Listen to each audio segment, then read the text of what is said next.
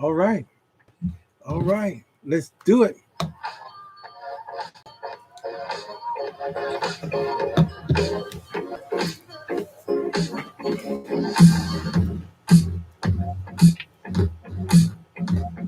Let's do it.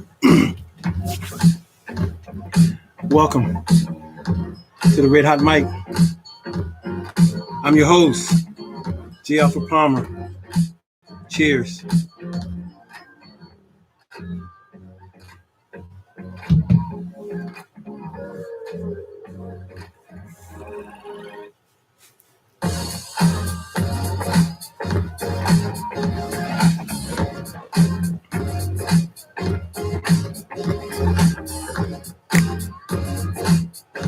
Come on, let's get it.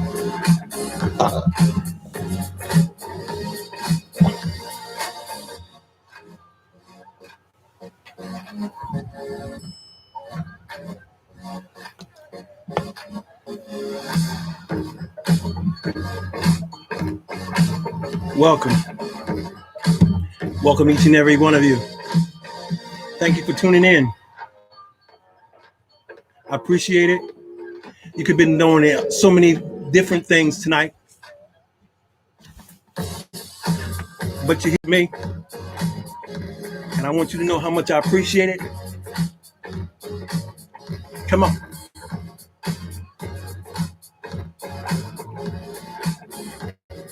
That's right. It's hot in here.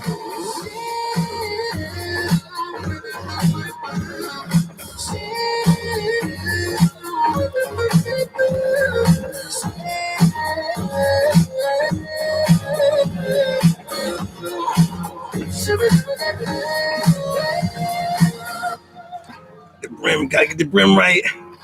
Come on now.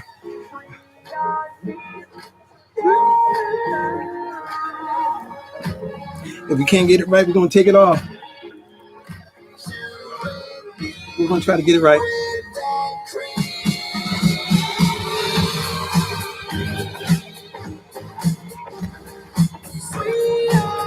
All right, let's do this.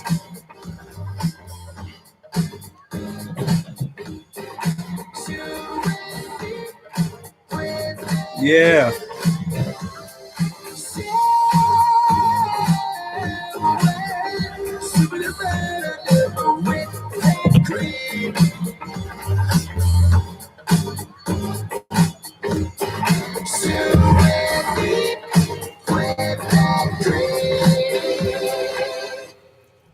All right.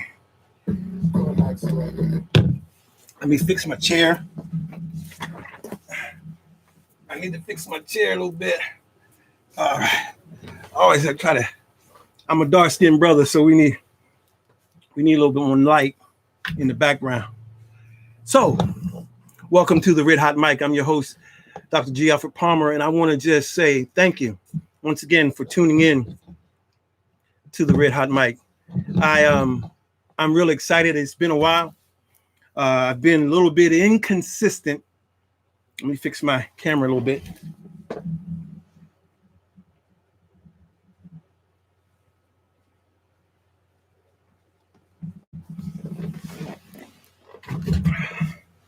All right. I think that's a little better.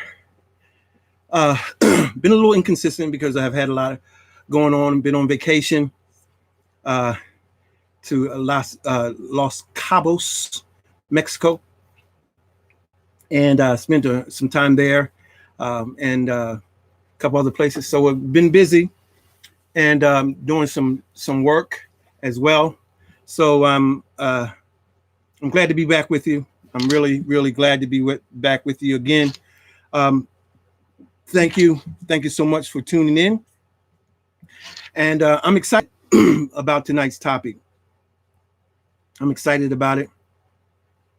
Basically, I want to talk about, some of the things. The topic is, how can BBWs get a man?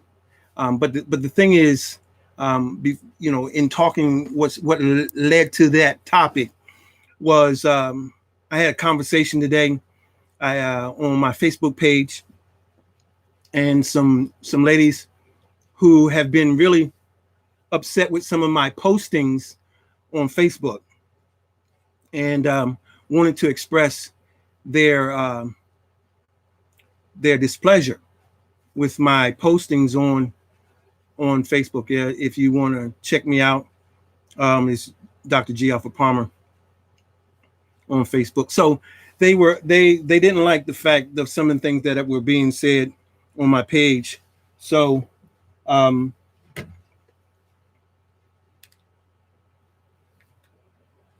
they wanted to spend some time with me to speak to me relative to what my Facebook page or some of my postings had said.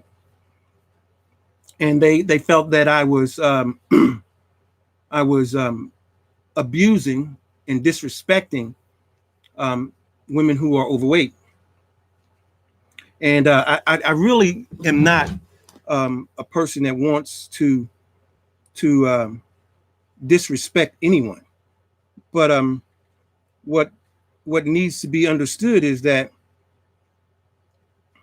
I have to do what I need to do. And it's not to disrespect, but it's to challenge the thinking of individuals. And so that's what I do. I'm not trying to cause anyone any displeasure. I just want you to think about what it is that I'm talking about. And please don't look at it as me trying to disrespect. I am a very spiritual person, and my goal is not to disrespect, but to challenge the mindset and the mentality of certain paradigms and ways of thinking. And so I've been challenging the way people think concerning BBW, big beautiful women who have, in my opinion, have been left out of the whole romance arena to a great proportion. And these ladies were of the mindset that I was wrong in that BBW women or BBWs have as much opportunities as anyone else. I challenged that, and I've challenged that, and I continue to challenge that because I don't. If we look at the data, and that's one of the things that drives me is the data that's being supported at different sites, different information that's being related. Some people think that the statistics are skewed to omit certain cultural types, but there's no evidence to that. But the bottom line is there is also sites that are very culturally specific that back up the same data to basically say that there's some issues relative to relations for BBWs. And so I'm not trying to disrespect BBWs. All I'm saying is it's important to understand. I'm in the process of writing a book called The Stages of Development. And in the stages of development, we talk about the different areas of development that brings about certain mentalities, certain behaviors, certain cognitions, and certain physical attributes. And in this book, what I'm talking about is how these attributes contribute to how we think, how we represent ourselves in the world, and how we are seen by the world, and the world treats us as a result. And one of the things that we found out is that physicality or physical build has a big factor in how we are seen in the world and how we represent ourselves in the world. And so I'm not disrespecting BBWs. That is not my aim. My aim is to help BBWs gain what it is that they want out of life. Most women want marriage. And what I would like to see is BBWs get married. Now, in talking with the ladies that I talked to today, they talked about the factors that come into play for a lot of women who are BBWs. And those factors that could drive them being big, beautiful women is that they may have some health issues that contribute to them being the dress size or the weight that they are.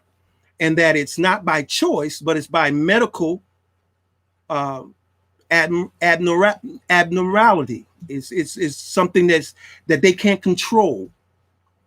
Abnormality. You know what the word I'm saying. But so they have difficulty in the area of weight. So in that they have a difficulty with their weight, they should not have to be penalized for being BBWs. And so that shouldn't preclude them from being able to come into a relationship with someone that would appreciate them and love them and care for them and come into union with them. But I was sharing with women, these ladies, that what you have to understand is this. First, when we look at a bell curve, the first two standard deviations show that there is a large percentage of whatever you plot in the first 2-3 standard deviations. First two is about 68% or somewhere 65-68%. The first three standard deviations are approximately 95% of the people that's plotted. So that means that 95% of the people are within the first 3 standard deviations, 2-3 standard deviations, which means that most people are pretty much in the same area, average. Now, there's going to be another 4% to the extremes of both ends, but those are very, very rare situations. And a lot of times we hear people say, well, they have problems with their weight because of medical conditions. They are medical conditions, but those aren't the main driving forces of the people that would be to the extremes. They will be in the first 2-3 standard deviations, but they will also still be considered as being average, but just skewed a little bit one way or the other, but still within the overall average of what's considered to be normal. So most of us who say that we know people who have done this or doing that, they've told you that. You really don't know what their situation is, and they definitely are not the 4% on the extreme ends of both standard deviations. What they are, they're still within the average, the middle, but yet they may be skewed from the mode just a little bit, one way or the other. Now, I say that because I hear a lot of people wanting to give excuses for why some of our BBWs are overweight. Now, the reason that and especially in the Black community, this is a problem. So, but here's the issue. Other cultures don't have the same problems. They have the same medical situations. Those aren't just excluded from other cultural groups. It's not just African Americans or Black people that have it. Those medical conditions, every culture has them, whether those be depression, or whether they have an eating disorder, or whether they have fibroids, or whatever the situation is. These are not just in the Black community. Those same kinds of issues find themselves in Asian, Indian, Hispanic, and in the white communities. But what we find is that the statistics tell us that the average woman in the United States weighs approximately 168 pounds. African American or Black women average in the area of 180 to 186 pounds.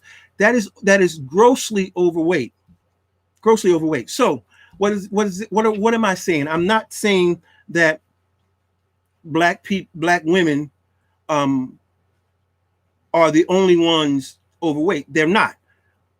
If you really look at the statistics, a grade of 80 to 85% of women are overweight in the United States. but black women have a tendency to be grossly overweight. And what we want to do, what I'm trying to do, is not to call out black women, but to adjure to black women to begin to make some changes, just like other cultural women are. And there's nothing like these women who are BBWs, because basically many of them have great personalities, have great mental and emotional balance, especially women. But they have an issue in the area of diet and in exercise. Those are two areas, and we all have areas that we struggle with. But if our women are going to be recognized and to compete for marriage or relationship amongst the other cultural ladies, then they have to address these areas of diet and exercise. It's no getting around it.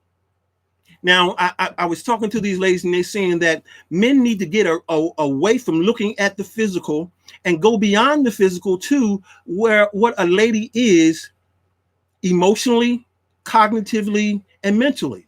And I get it. I believe that is so. But you have to understand this. Men are visual. There's no getting around it. There's no changing that. There's no compromising to that. Men are visual, and a man will see something, and he will notice it, because he is a visual being. That visualness that he has comes from the universe. It comes from divinity. It is served to man for a specific reason. We're going to talk about that eventually as we go on. Maybe not tonight, but what you have to understand is a man is meant to be visual. He is meant to have vision. He is designed that way. It's not because he lacks self-discipline, or he lacks the ability to not look, because he is a looker. He is a visionary by design of the Creator. So why is that important? We're going to talk about it. But the bottom line is men are visual, and women, some women, females especially, have issues with men being visual. They want us to bypass who we are by our nature and by our design, and look past that which is not possible for men. Men are visual because that's what gets their attention, and what will attract them. And because it attracts them, once they are attracted, then they can go beyond the attraction and get to the emotional, cognitive, and mental piece. But first, it's going to be an issue of them being attracted by what they see. There's no getting around that. And I hear people say, well, real men go past that. No, those are men that you want, and you're trying to put that on men. But men are not designed that way. Men are designed to see. And I'm going to tell you why eventually. Men are designed to see. Let that settle in. Men are designed to see. And their seeing is called vision. It's important that a man has vision. The reason that we are driven by what we see is because in our core, we are, as masculine men, are visionaries. It is part of the masculine nature. A man has vision. A man sees. But what happens is men don't know how to discipline or come in line, or how to really use vision, or how vision is supposed to be used in their lives. And there is some undisciplinedness with men relative to vision, because they don't understand vision and how it's supposed to be used in their lives. But ladies, you have to understand, we are visionaries. We are driven by vision. So if that's the case and we're driven by vision, a woman that's a BBW, she is not going to get the attention of as many men as someone who is fit. And some people say, well, there are men that rather have a BBW than a size 6 or below, or size 6 or whatever. But I would say this to you. If you were to line up Sierra and Lizzo, 95% of the men would choose Sierra over Lizzo. 95%. Why? Men are vision driven. Now, that's not to say that 100% would prefer to see or be with Sierra or someone like that, because there's nothing is 100%. They're always going to be anecdotal information, examples. But the bottom line is the vast majority would choose Sierra over Lizzo. And that's not to put Lizzo down. I'm not doing that. I'm trying to tell you that men are vision driven. The overwhelming majority are vision driven. So, how does a BBW get a man? Because most of them have outstanding, beautiful, and lovely personalities. Most of them. They're balanced. They have a balance, and they've worked on certain aspects of their personality. They've worked on their cognition. They worked on their emotions, and they work on their mental aspects and their spirituality or religion. They work on those things. A lot of them do, but still, that doesn't negate the fact that men are driven by vision. He's not going to see that. He's not going to get to that. Those cognitions, the way you think, the beautiful way you think, the beautiful way you handle yourself, your perspective on life. He's not going to get to that because vision is important to him. That is not going to change. So what is it that women BBWs have to do? What do you have to do, sisters? It's up to you. It's totally up to you. But I would say this: if you want to experience a relationship with a prominent man, now for me, a prominent man is a purpose-driven man. We'll get into that a little later too, because I'm hearing a lot about high-valued men. To me, a high-valued man is a man that's purpose-driven. It has nothing to do with your wallet. No, not initially, because purpose will eventually affect the wallet, but it's not the primary resource. But a lot of people are driven by the whole idea of high-value men being men that have a certain income bracket. Well, I don't look at it that way. A prominent valued man is one that is purpose-driven. A purpose-valued man is a man that is purpose-focused. He's purpose-centered. And the role that the woman plays is vital. We'll talk about that too. So it's important to understand that because a man is driven by his vision and what he sees, it's important that you, ladies, be fit. Now, I'm not saying that you get down to a size that is unhealthy for you. No, I'm not saying that, because in those 3 standard deviations, you'll find men skewed throughout that whole, but it's still within the average. But the bottom line is men don't want to be with women that are overweight. 95% don't. There are some that will want to be with some that are thinner, some that will want to be with some that are thicker, but yet still within the whole realm of being average. A man does not want to be with a woman that's of equal size, equal height, and weighs the same or more than he weighs. I'll say that again. A man does not want a woman of equal height that weighs equal or more than he does. Now, that may sound tough, but it's the truth, my sisters. I am not trying to hurt your feelings. I'm trying to help.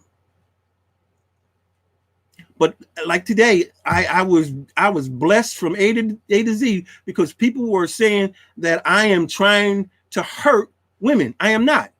They're telling me that because of the things that I say, women are emotionally being hurt and emotionally being disrespected. Well, listen, women of the civil rights movement and of Jim Crow, those women really faced challenging times.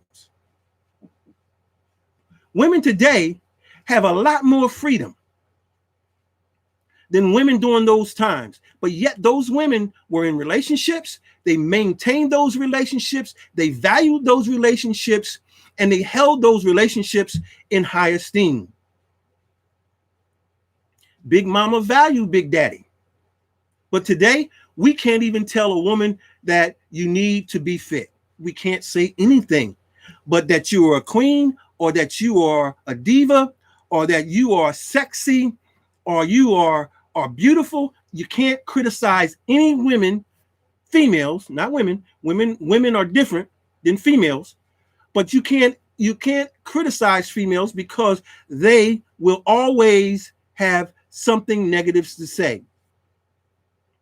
You can't even, you can't say anything as a man. And I don't care what your educational background is. You can have a PhD and be a black man or a male, and you cannot tell a woman anything, even if she has a GED. You can't tell her anything. She does not want to hear from you unless you're telling her she's this, that, and other things that are positive that boosts her self-esteem. I'm not saying we're putting down. What my objective is to help our ladies to get what it is that they really, really want, most ladies. And that's a lifelong relationship. To do that, ladies, he needs to be able to get past to see how wonderful you are. And the way he does that, he first has to see what's attractive to him. So what does that mean?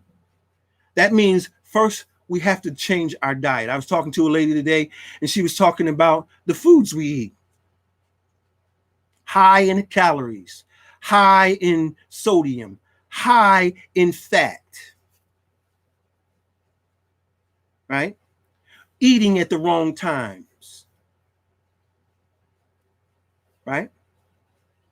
Eating the wrong kinds of foods, eating the wrong times of the day. Not and eating large quantities, large amounts of food. Now, I know that I'm going to get a lot of kickback for this, but the bottom line is, if you go into many gyms across America,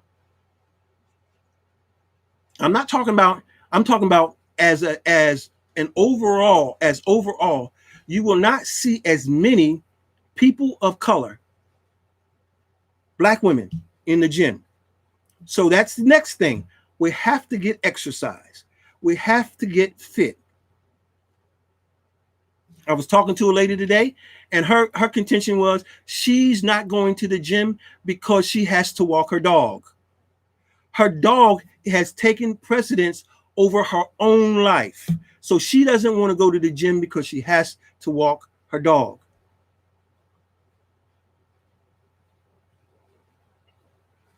There are some that won't go to the gym because the gym is too far.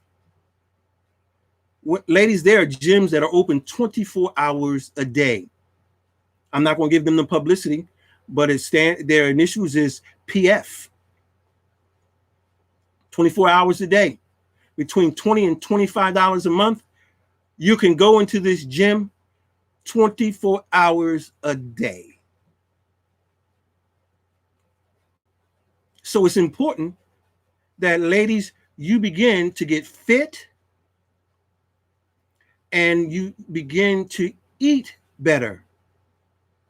It's not easy. It's not easy. But the bottom line is women are going to die alone. And that's not the plan of the creator. The creator didn't design you to die alone. You are supposed to have a mate to care for you to the days that you close your eyes. He's supposed to be there for you. You deserve that. That's why you age quicker than he does, because the design of the creator is that you be taken care of, that you be protected and provided for. Now, there's some women say that I don't want that. Okay. You're not in your feminine mentality. You're not in your feminine energy. You're in a masculine energy. I'm talking to those ladies that are in the feminine energy. Those ladies that are in feminine energy, you are supposed to be taken care of. So, I'm not trying to belittle women. I'm speaking to females. There's a difference between women and females. Follow me, you'll find out what I mean by that. Women are supposed to be taken care of. The whole idea of a woman being taken care of is the plan of the creator and no one else's. So I want to just close with that. I know that some people may have some issues with some of that, and I welcome you to discuss it with me. I really do. I'm not afraid to talk with you, even if you disagree. Only thing I ask is that you be respectful. Some people don't want to listen. They do want to listen. They don't want to hear. It's the difference between hearing and listening. Hearing is that you're hearing to understand. Listening is just listening to you shut up so I can devalue whatever it is that you said and debunk whatever you said and dismiss whatever you said. But there are women out there that will hear. That's who I'm talking to. Beloved, I want to see you happy. I want to see you fulfilled. I want to see you with someone taking care of you. When you get to that age where you can't care for yourself. And I tell people all the time, my mother is 92 years old and she's alone. She's in a facility and she has nurses that take care of her. But the bottom line is that's not the design. The design is for a man to care for the woman. But what happens is in our society, men work themselves to death. They take on jobs that wear out their bodies. Why? Because they're chasing dollars. They're chasing provision. But if you find purpose, you will have provision. You have prosperity. You have everything you're looking for, and you'll have long life. But what men are doing is chasing the dollar, and as a result, wearing their bodies out and dying before their time, leaving their women alone. That is not the creator's design. Now, I'm not trying to be religious, but spirituality is a very important piece of my life. It's the center focus and the foundation of my life. So you're going to hear that from me. You're going to hear that from me. Because everyone has to have a centerpiece of where they set themselves relative to what they believe, think, and purport or share with others. Mine is from a biblical and from a spiritual perspective. I'm not going to sit here and quote chapter and verse. I think that's religious. I'm not religious. but I am spiritual. So you're going to hear spirituality come from me, not just Christian. There'll be others as well. But the bottom line is when we speak about relationship is critical to fulfilling purpose. Relationship is critical to fulfilling purpose.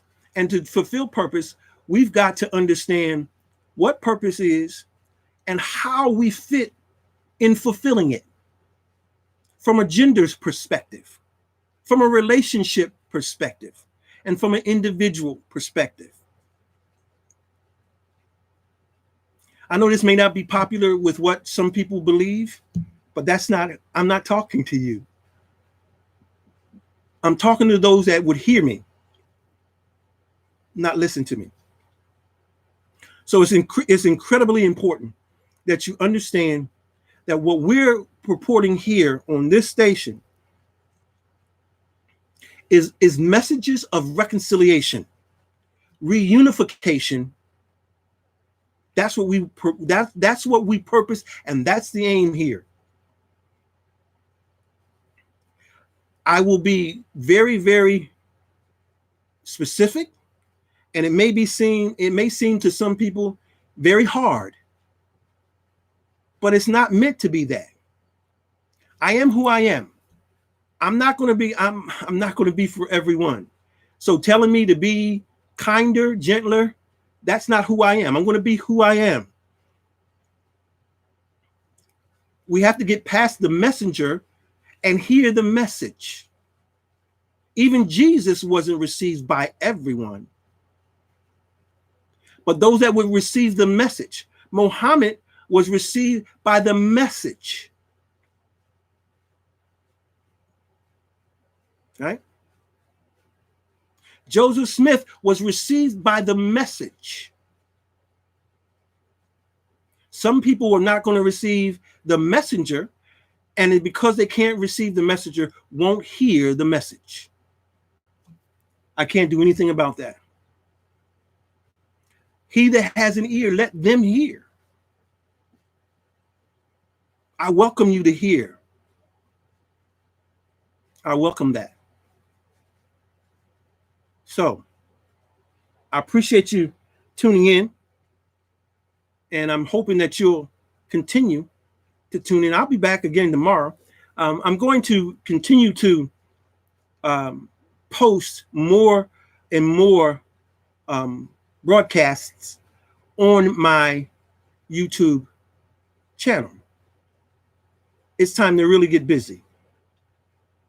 But you can also catch me on Facebook and some of the other Anchor and Instagram. There's all these other, platforms that you can catch me on.